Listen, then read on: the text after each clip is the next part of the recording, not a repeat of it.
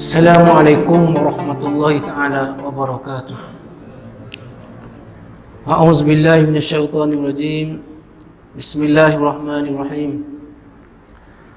Alhamdulillah nahmaduhu wa nasta'inu wa nastaghfiruh wa na'udzu billahi min shururi anfusina wa min sayyiati a'malina. Man yahdihillahu fala mudilla lahu wa man yudlil fala hadiya lahu. أشهد أن لا إله إلا الله وأشهد أن محمدا عبده ورسوله اللهم صل وسلم على سيدنا محمد وعلى آله وصحبه أجمعين سبحانك لا علم لنا إلا ما علمتنا إنك أنت العليم الحكيم رب اشرح لي صدري ويسر لي أمري واحلل عقدة من لساني يفقهوا قولي أما بعد. Alhamdulillah, sama-sama kita bersyukur kepada Allah Subhanahu wa taala dengan limpah kurnia serta inayahnya telah menggerakkan hati kita untuk hadir dalam majlis zikir dan majlis fikir. Mudah-mudahan kita akan sentiasa mendapat rahmat dan keampunan daripadanya.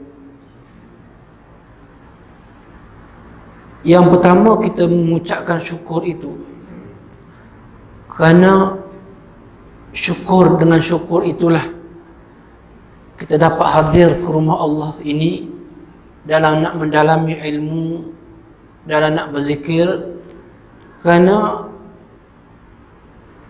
disebut dalam Al-Quran yang mana kita disuruh supaya banyak bersyukur kepada Allah. Allah menyebut wala in syakartum la azidannakum wala in kafartum inna azabi lasyadid. Barang siapa yang bersyukur dengan nikmatku, nescaya aku akan tambahkan nikmatku kepadamu. Dan barang siapa dengan kufur dengan nikmatku, maka azabku amatlah pedih. Dan disuruh kita supaya dengan bersyukur itulah, dan kita duduk dalam majlis ilmu ini juga adalah merupakan tanda kita bersyukur kepada Allah Subhanahu wa taala.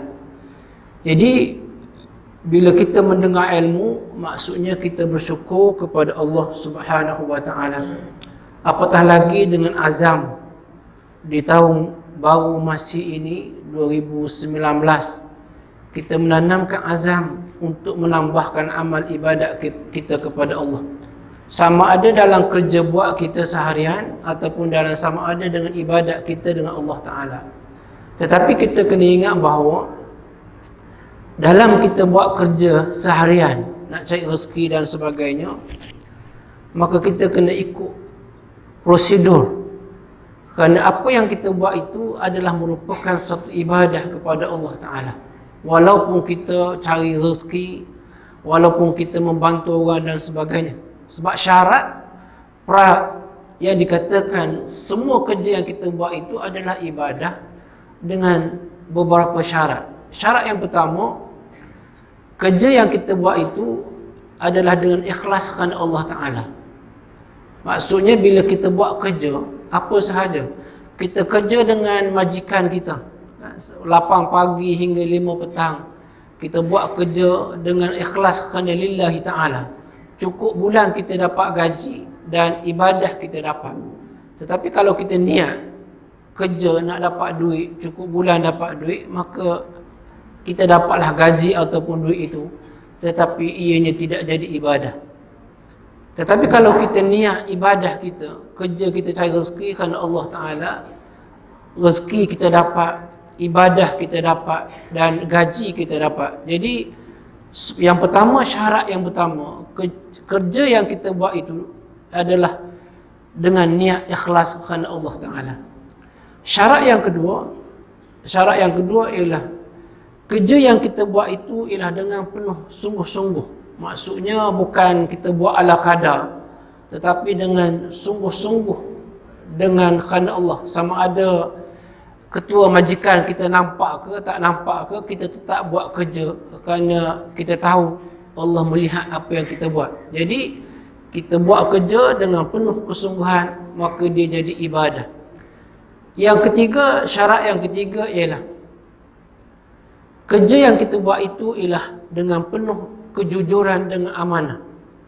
Dan kalau kita buat kerja dengan penuh jujur, dengan penuh tanggungjawab, maka dia jadi ibadah.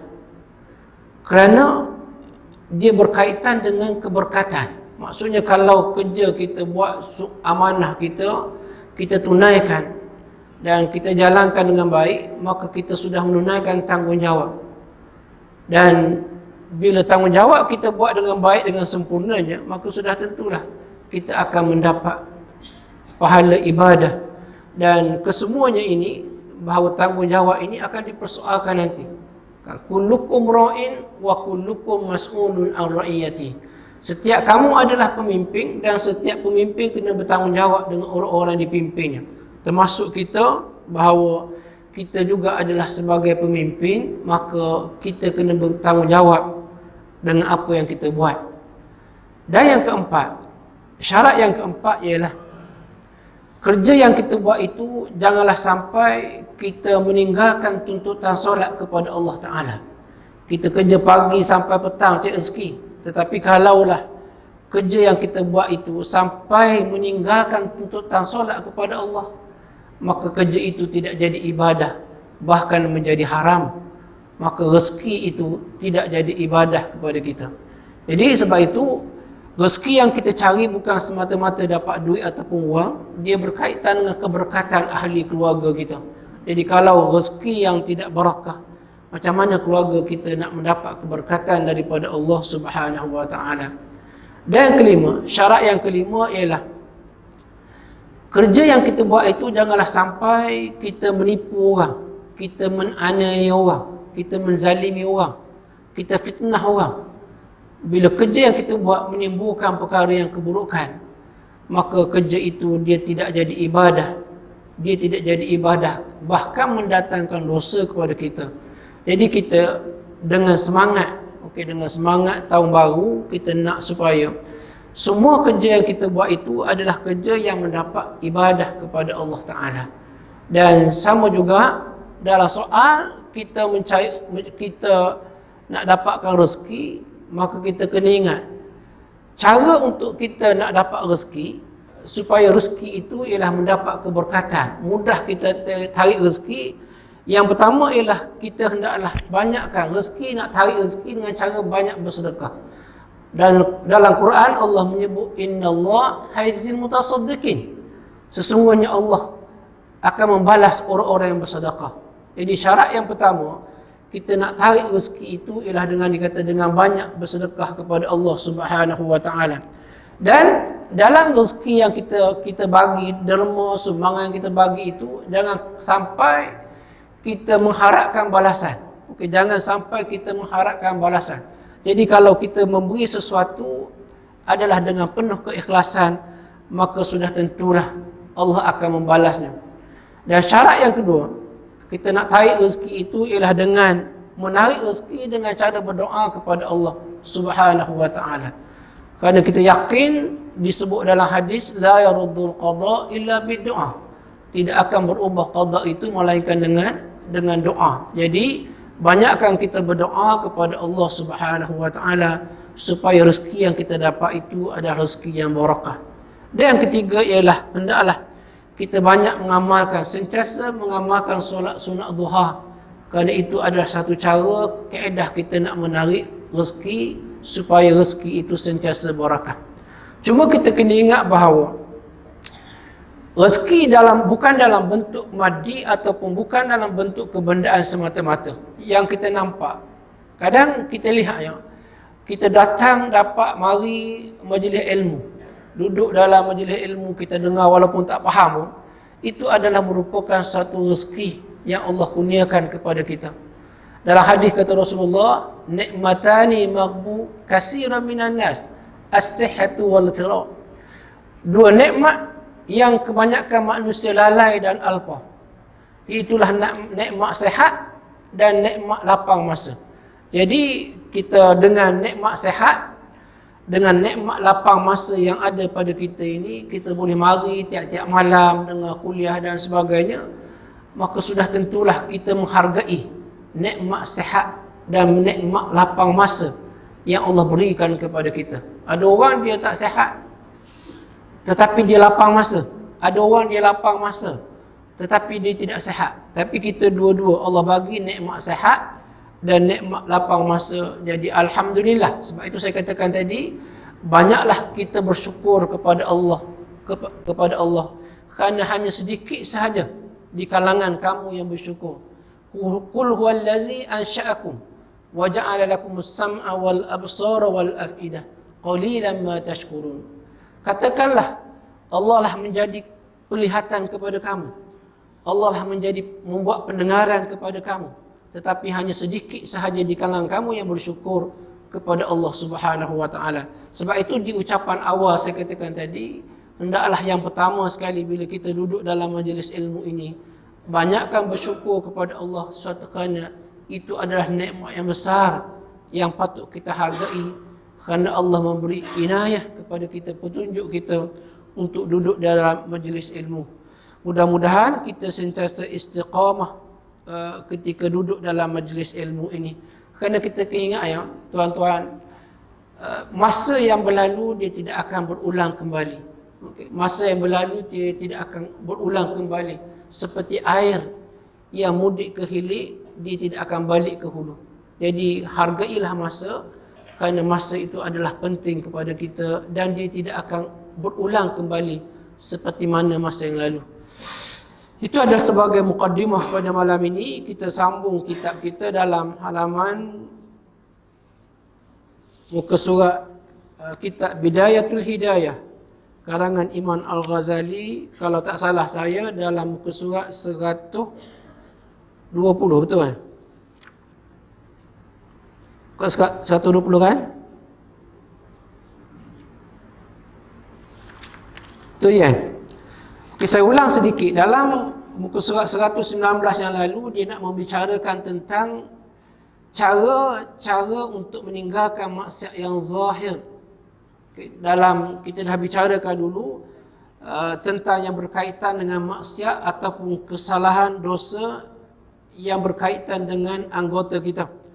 Dan kerana dikata kita ini selalu, anggota kita ini selalu terdedah dengan perbuatan dosa, maka dia kata hendaklah kita berwaspada dengan dosa, dengan dosa seharian kita. Okey, kita ulang dalam bahagian yang kedua ni. Muka surat apa ni? Bawah sekali kan? Muka surat 120 bahagian bawah sekali. Muka surat 119. Okey, yang bawah sekali tu dia kata, dan ketahuilah olehmu bahawasanya semua anggotamu akan bersaksi ke atas segala perbuatanmu di padang mahsyar kelak dengan menuturkan perkataan lancar dan terang. Maksudnya kalau kita lihat pada hari akhirat kelak, dikata manusia berada di padang mahsyar ini. Cuma dalam padang mahsyar ini ada berlaku perbezaan pendapat di kalangan ulama. Setengah ulama mengatakan bahawa padang mahsyar itu ialah padang yang ada pada hari ini, di mana dia dimusnahkan segala bangunan dan sebagainya. Maka padang mahsyar itu adalah padang mahsyar yang ada pada hari ini. Kemudian ada pendapat ulama lain mengatakan bahawa padang mahsyar itu ialah padang lain, bukan seperti padang fizikal yang ada seperti hari ini.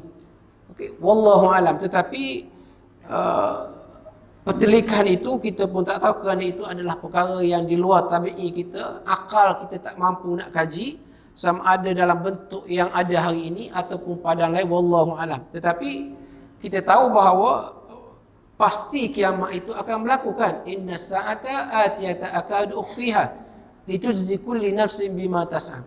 Sesungguhnya hari kiamat itu pasti akan datang. Tetapi sengaja aku rahsiakan kepada kamu untuk aku beri pembalasan terhadap apa yang kamu lakukan di atas dunia ini. Maksudnya kita kena yakin dengan ayat Al-Quran itu, dan kita yakin dengan ketentuan Allah, qada qadar Allah, bahawa kiamat itu pasti akan berlaku. Cuma hatta kan kalau kita lihat orang-orang etis ataupun orang yang tidak ada agama sahaja yang percaya hari kiamat tidak akan berlaku. Semua agama mengatakan dunia ini akan hancur. Cuma dia tak panggil kiamat. Okey, dia kata dunia ini akan hancur pada suatu hari nanti. Kan? Jadi orang etis dia tidak percaya kepada adanya hari kehancuran alam ini. Dan kita sebagai orang Islam, kita kena yakin, ahli sains sendiri mengaku bahawa bila suatu hari nanti paksi bumi dan bulan dia tidak akan berjalan mengikut paksinya, maka akan berlaku satu dentuman yang kuat, maka alam ini akan hancur. Maksudnya orang sains, ahli sains sendiri mengakui bahawa dunia ini akan hancur pada suatu hari nanti. Jadi apatah lagi kita dengan orang Islam, kita yakin dengan Al-Quran yang diturunkan oleh Allah Subhanahu Wa Taala. Sebab dia kata, dan ketahuilah olehmu bahawasanya semua anggotamu akan bersaksi ke atas segala perbuatan di padang mahsyar kelak dengan menuturkan perkataan yang lancar dan terang. Okay, maksudnya kaki, tangan, kesemua anggota kita akan bercakap, mulut akan ditutup dan kesemua anggota akan bercakap di atas apa yang kita buat di atas muka bumi ini. Anggotamu akan mendedahkan, anggotamu akan mendedahkan segala rahsia di hadapan perhimpunan agung di padang mahsyar. Dalam hal ini Allah telah berfirman. Maksudnya padang mahsyar itu, dan ada juga berlaku pertelingkahan di kalangan ulama. Ada pendapat mengatakan hari kiamat pasti akan berlaku pada hari Jumaat. Cuma ada segelintir yang mengatakan bahawa berlaku selepas waktu zuhur, dan ada yang mengatakan berlaku selepas waktu asar. Tetapi jamhur ulama mengatakan bahawa hari kiamat itu, kebanyakan ulama mengatakan ianya berlaku pada selepas asar. Jadi itu perselisihan. Cuma yang pasti ia akan tetap berlaku pada hari Jumaat. Jadi kita kena ingat bahawa kesemua anggota panca indera kita akan menuturkan, bersaksikan apa yang kita buat. Kerana kalau kita lihat dalam surah Al-Qaf ayat 18, dia menyebut ma yulfis min qawli illa ladaihi raqib atid. Apapun perkataan yang terucap daripada kamu pasti akan disaksikan oleh rakib dan atid. Maksudnya kita ini tak boleh lari daripada rakib dan atid. Dia akan menulis apa yang kita ungkapkan. Jadi dalam keadaan mana pun kita tidak boleh bersembunyi, kesemuanya ada rekod. Okey, malaikat rakib dan atid kesemuanya ada rekod, dan jadi kita kena berhati-hati dengan tutur kata kita. Jadi dalam firman Allah ini dikata, yauma tashhadu alaihim alsinatuhum wa aydihim wa arjuluhum bima kanu yaksibun. Ini dalam surah An-Nur ayat 24, yang bermaksud di hari itu, yakni hari kiamat, akan bersaksilah ke atas kamu oleh segala lidahmu, tanganmu dan kakimu dengan segala sesuatu yang telah kamu perbuat di dalam dunia dahulu. Maknanya apa sahaja yang kita buat, apa sahaja yang kita buat, sama ada dalam bentuk kebaikan ataupun dalam bentuk keburukan, maka kesemuanya akan dicatat dan akan dibentangkan di hadapan Allah Subhanahu Wa Taala. Oleh sebab itu, bila kita buat kebaikan, kebaikan itu adalah untuk kita. Dan kalau kita buat kejahatan, kejahatan juga adalah milik kita. In ahsantum ahsantum li anfusikum wa in asatum falaha. Jika kamu membuat kebaikan, maka kebaikan itu adalah untuk dirimu. Dan bila kamu buat kejahatan, kejahatan juga itu adalah milikmu. Kan? Jadi kalau kita niat nak buat baik, niat nak buat baik, dah dapat satu kebajikan. Dan kalau kita buat kebaikan, dia mendapat 10 hingga ke 700 kali kebajikan. Maknanya besarnya ganjaran kepada Allah bagi orang yang membuat amal kebaikan. Jadi kita kena ingat, kebaikan itu bukan sahaja dalam bentuk ibadah umum, bahkan kita buat amal ibadah dalam bentuk ibadah khusus, dia juga dapat menampung ibadah-ibadah khusus. Contoh, katakan kita pergi ziarah orang sakit dengan ikhlas kerana Allah Ta'ala. Kita pergi ziarah jiran kita sakit, kan? Kemudian pergi tengok, membantu orang dalam kemalangan dan sebagainya. Maka kita sudah membuat satu kebaikan. kan, walaupun dalam keadaan kita sibuk dan sebagainya, kita ada ruang masa untuk pergi ziarah orang sakit, bantu kawan, jiran dan sebagainya, maka semuanya itu adalah ibadah yang dalam bentuk umum yang boleh memberi manfaat kepada kita. Kan, kadang-kadang ada orang dia semayang, puasa, dia bawa hari dia. Kan, tetapi dia tidak ambil peduli tentang hal-hal jiran masyarakat dia. Kan, dia tak ambil peduli. Kan, alah lantaklah dia ada anak buah, dia ada anak saudara. Jadi kita tak ambil peduli, maka itu tidak digalakkan dalam kita hidup bermasyarakat. Kerana dalam hadis kata la yu'minu ahadukum hatta yuhibbu akhihi ma yuhibbu li nafsihi. Tidak beriman seseorang kamu melainkanlah dia kasih, dicinta kepada sahabatnya sebagaimana dia kasih kepada dirinya sendiri. Maknanya, bagaimana kata Imam Ghazali, seorang sahabat yang ideal, seorang sahabat yang sempurna itu ialah yang pertama, sahabat itu senang susah dia tetap bersama. Yang kedua dia akan memberi nasihat. Dia akan memberi nasihat sekiranya sahabatnya membuat kesilapan dan kesalahan. Dan yang ketiga, dia sentiasa memberi pertolongan kepada sahabatnya ketika memerlukan.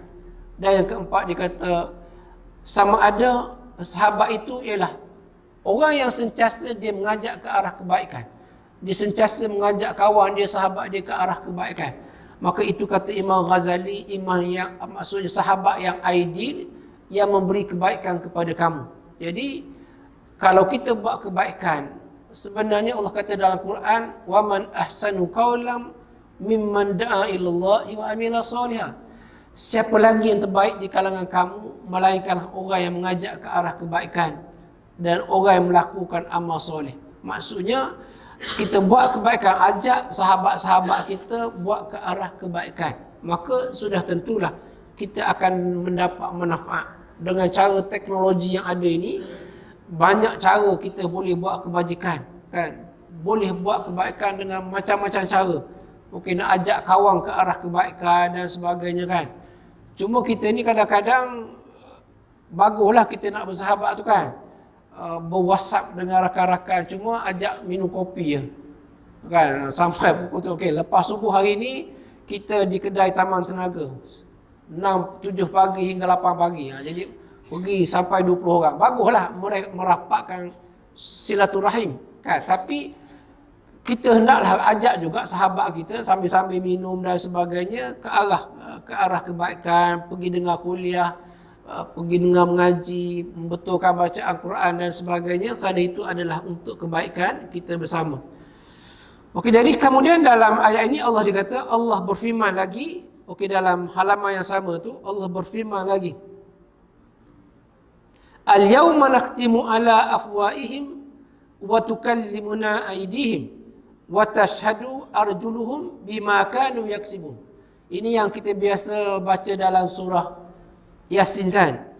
Maksudnya pada hari ini, yakni pada hari kiamat, kami akan kunci mulut-mulut mereka dan akan bercakap kepada mereka dan tangan-tangan mereka, dan kami bersaksi di hadapan kami kaki-kaki mereka terhadap apa-apa yang telah mereka perbuat di dunia dahulu. Maksudnya, ingatlah pada hari kiamat nanti di mana mulut manusia akan dikunci dan akan bercakap kepada mereka itu tangan bercakap, kaki bercakap, seluruh anggota akan bercakap, menyaksikan kaki pergi mana, mulut buat apa, kan? Mata buat apa, kesemuanya akan bersaksi apa yang dilakukan di atas dunia ini. Jadi kita tak boleh nak lari daripada, kalau kita boleh katakan dalam mahkamah kita boleh menang, sepatutnya kes itu kita kalah, tapi oleh kerana peguam kita hebat, kita boleh menang. Sedangkan kita buat, memang kitalah yang melakukannya. Dalam dunia ini kita boleh lari ataupun kita boleh elak daripada keadilan mahkamah dunia, tetapi pada hari akhirat nanti kita tidak boleh elak lari daripada keadilan mahkamah Allah Subhanahu wa taala. Apa sahaja yang kita buat, maka Allah akan memberi keadilan yang sewajarnya. Oleh sebab itu, jadi kita kena hati-hati di atas setiap apa yang kita lakukan. Kemudian dalam ayat perenggan berikut dikata, maka jagalah baik-baik seluruh anggotamu. Okey, maksudnya dikata jagalah baik-baik seluruh anggotamu. Khususnya dikata anggotamu yang 7. Kerana pintu neraka itu 7. Okey, jadi dikata jaga baik-baik anggotamu, kerana dikata pintu neraka itu ada 7. Kerana mungkin kita akan masuk salah satu pintu mana. Dan sabit hadis, sabit hadis di mana Rasulullah sallallahu alaihi wasallam selepas daripada solat maghrib dan solat subuh, mereka akan berzikir, Rasulullah akan berzikir bersama sahabatnya. Dia menyebut Allahumma ajirna minan nar, Allahumma ajirna minan nar, Allahumma ajirna minan nar, sebanyak 7 kali. Kerana sabit hadis mengatakan bahawa dia ada kaitannya dengan untuk nak mengelak daripada neraka yang pintu yang 7 ini. Kan kita minta selalu berzikir kan sebelum Allahumma antas salam kan, la ilaha illallah wahdahu la syarikalah lahul mulku walul hamdu wa yumituhu ala kulli syai'in qadir. Lepas tu kita baca Allahumma antas salam. Sebelum tu Allahumma ajirna minan nar kan, Allahumma ajirna minan nar, Allahumma ajirna minan nar. Kita baca, imam baca 7 kali. Jadi kita ikutlah baca imam 7 kali. Kerana sabit mengatakan Rasulullah membaca Allahumma ajirna minan nar, minta jauh daripada api neraka sebanyak api neraka yang 7 pintu itu. Jadi kita kita sabit hadis mengatakan Rasulullah berzikir menyebut Allahumma ajirna itu sebanyak 7 kali selepas solat maghrib dan selepas solat subuh. Jadi kita boleh amalkan. Sebelum ni Ustaz, saya 3 kali je sebelum ni, tak apalah kan. Kalau kita air rajin kita buat 7, tertambah sikit kan. Kerana kalau kita lihat ya, kesemua kejadian Allah ini dijadikan dalam bentuk 7. Hatta kan surah Al-Fatihah pun 7 kan, 7 ayat. Jadi 7 hari, seminggu ada 7 hari, 7 lapis langit, 7 lapis bumi kan. Jadi Allah jadikan dalam bentuk, kesemuanya itu adalah dalam bentuk angka 7. Dan telah ditentukan setiap pintu itu untuk dimasuki oleh kumpulan. Dan telah ditentukan setiap pintu itu untuk dimasuki oleh kumpulan yang telah melakukan perbuatan maksiat dengan salah satu di antara 7 anggota badan itu. Maksudnya kalau kita tahu 7 pintu neraka itu, salah satunya ialah ada 7, iaitulah neraka, pintu neraka itu satunya ialah neraka hawiyah. Di mana neraka hawiyah ni adalah orang yang ringan tubuhnya, amalannya, orang yang ringan dari segi timbangan amalannya, maka dia akan masuk melalui pintu neraka hawiyah. Dan neraka hawiyah ini khusus pada orang yang bercampur membuat kebaikan dan membuat kejahatan, termasuk juga orang yang tidak tutup aurat dan orang yang pakai sutera emas bagi lelaki. Ini dijelaskan dalam surah Al-Qariyah ayat 8 hingga 11. Okey, jadi bagi orang yang melakukan perbuatan dosa seperti itu, dikata dia akan masuk pintu neraka hawiyah. Yang kedua ialah pintu neraka jahim, di mana tempat penyiksaan bagi orang yang syirik ataupun orang yang musyrik menyekutukan Allah Subhanahu wa taala.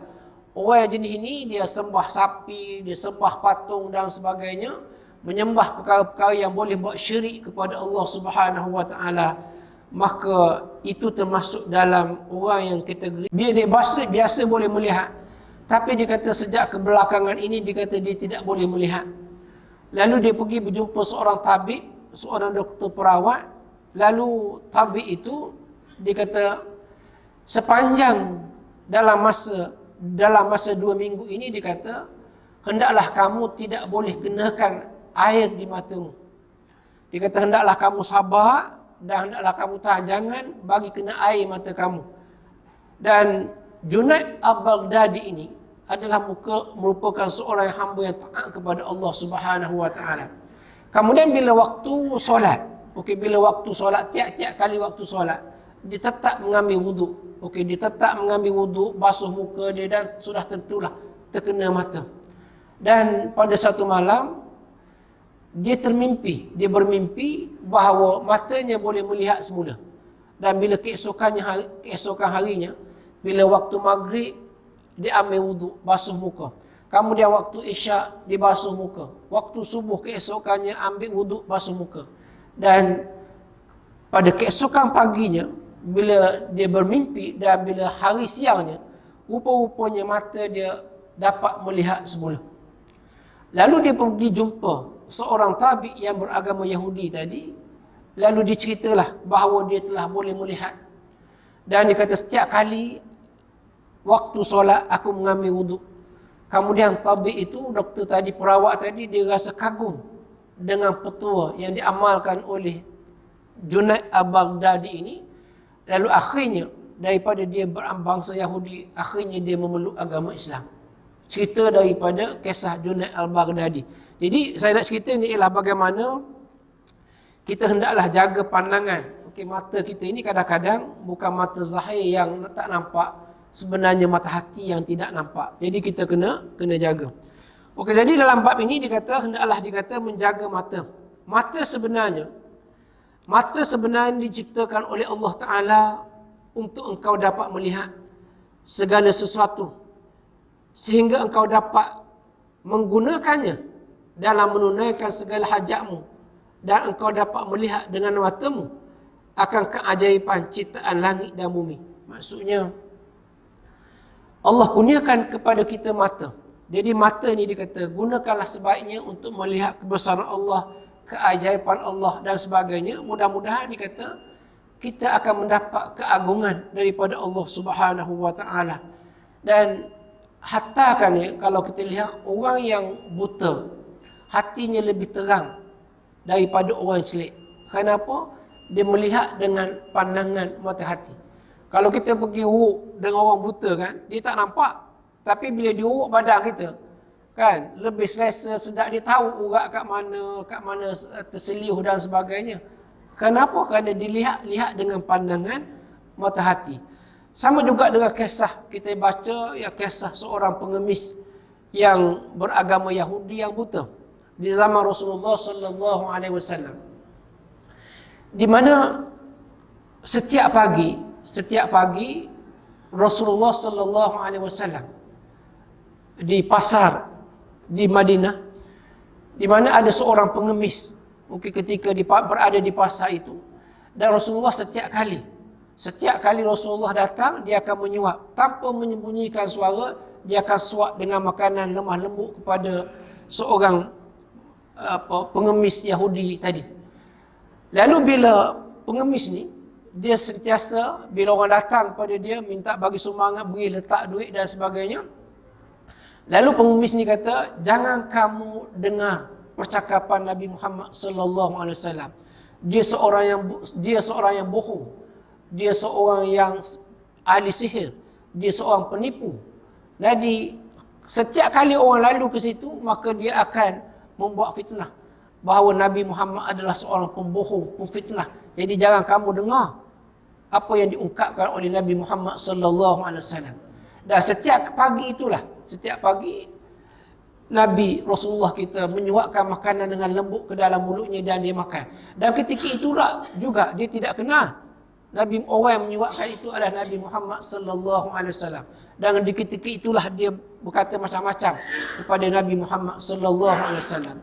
Dan pada ketika saat Nabi wafat, kemudian Sayyidina Abu Bakar datang berjumpa Aisyah. Dia kata, isteri Rasulullah sallallahu alaihi wasallam. Dia kata, Aisyah, khabarkan kepadaku apakah sunnah Rasulullah yang aku tidak lakukan lagi. Kemudian kata Aisyah, dia kata, kesemua sunnah Rasulullah telah kamu ikuti dan kamu telah buat, kecuali satu sunnah lagi yang kamu tidak buat. Itulah dikata Rasulullah setiap pagi dia akan menyuapkan makanan kepada seorang pengemis buta di pasar Madinah yang berbangsa Yahudi. Lalu pada pagi itu Sayyidina Abu Bakar pergi memberi ucapan salam, kemudian menjual makanan. Kemudian dikata, siapakah kamu? Pengemis ni kata. Dia kata, aku adalah orang yang biasa datang setiap pagi menyuap makanan kepadamu. Kemudian kata pengemis itu, bukan.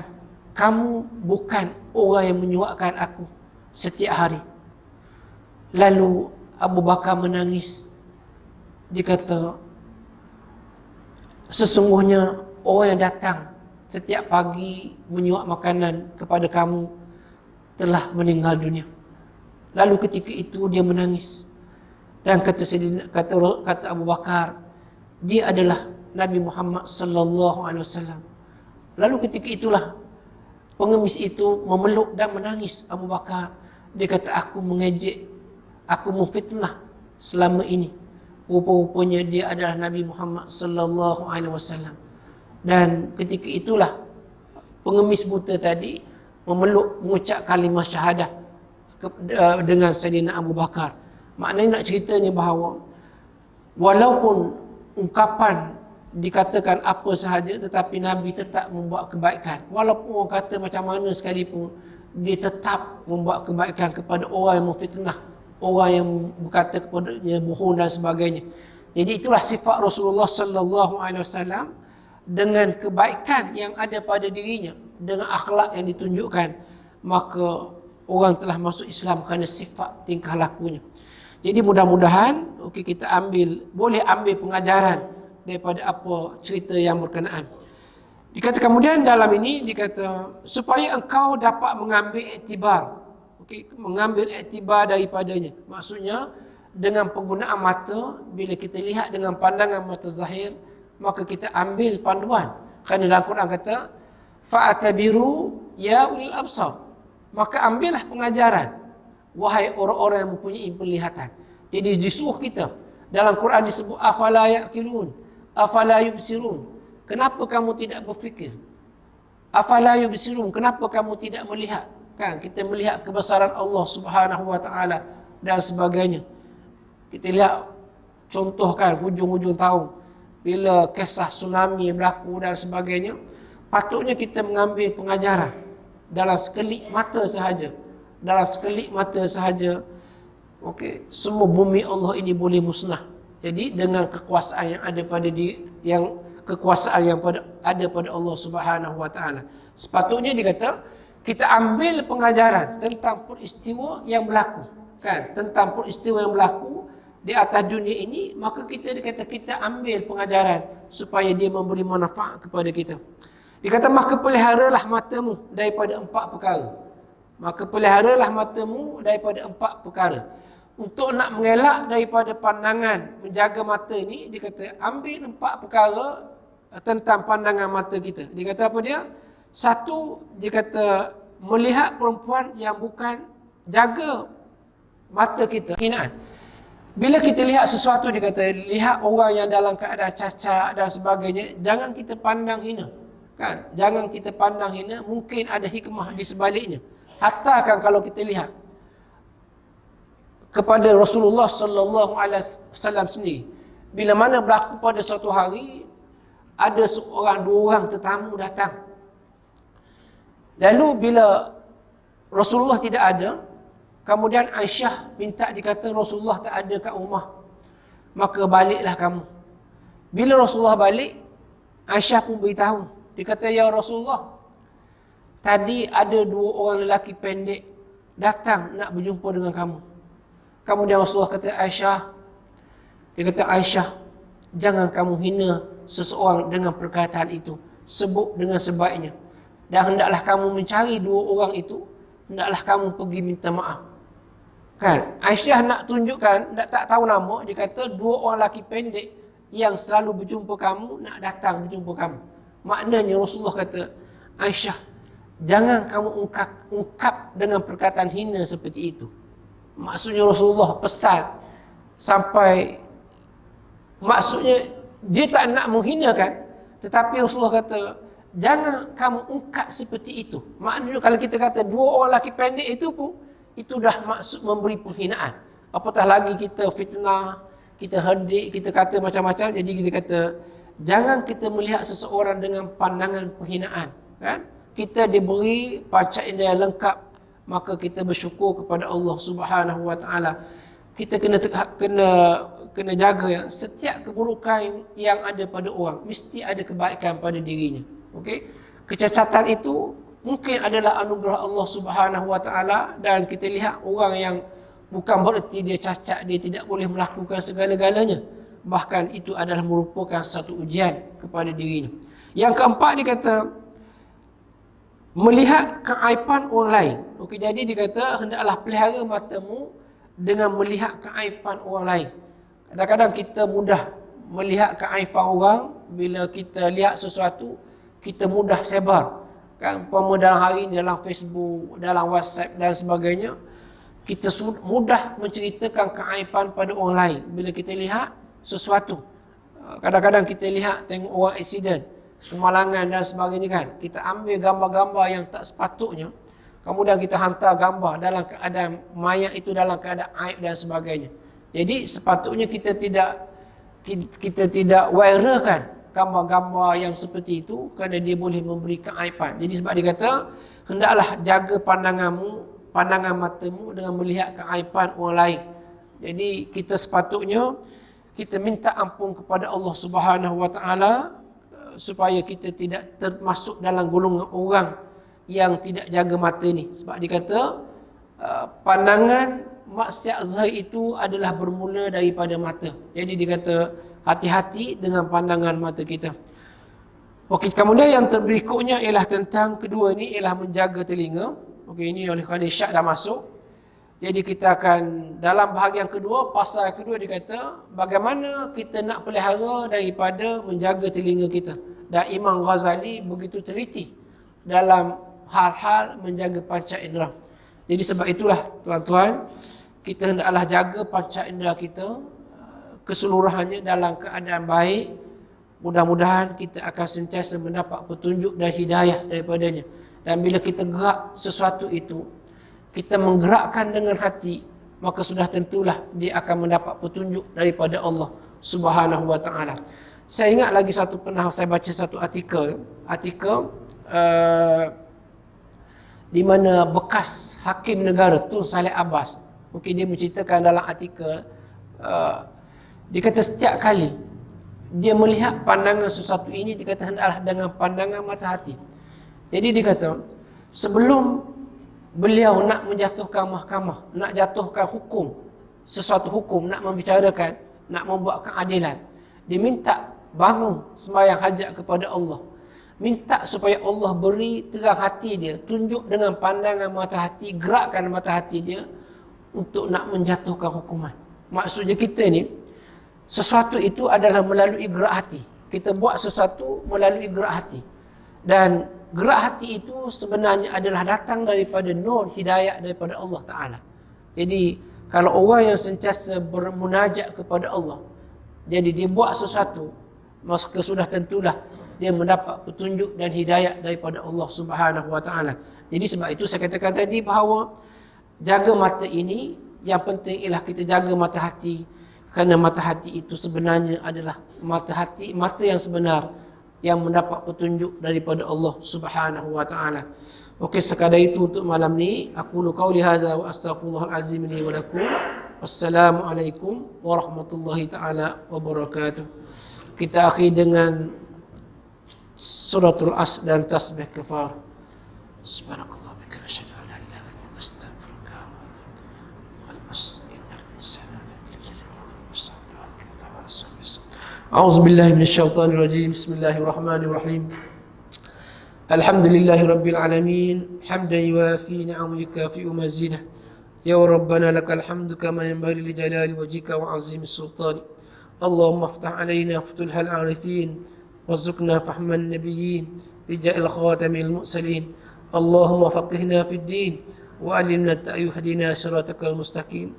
Ya Allah, ya Rahman, ya Rahim, Engkau berkatilah ilmu yang kami pelajari agar dapat memberi manfaat dan hidayah kepada kami, ya Allah. Ya Allah yang Aziz, berikanlah sifat istiqamah kepada kami ya Allah. Mudah-mudahan kami sentiasa berada dalam majlis ilmu-Mu ya Allah. Ya Allah ya Karim, berikanlah kesehatan berterusan kepada kami ya Allah. Mudah-mudahan kami sentiasa berada di rumah-Mu ya Allah. Ya Allah ya Karim, apalah artinya hidup ini sekiranya tidak mendapat barakah dari ridha-Mu ya Allah. Rabbana 'alaika tawakkalna wa ilaika anabna wa ilaikal masir. Rabbana atina fid dunya hasanah وفي الآخرة حسنة وقنا عذاب النار صلى الله على سيدنا محمد وعلى آله وصحبه وسلم سبحان ربك رب العزة عما يصفون وسلام على المرسلين والحمد لله رب العالمين تقبل الله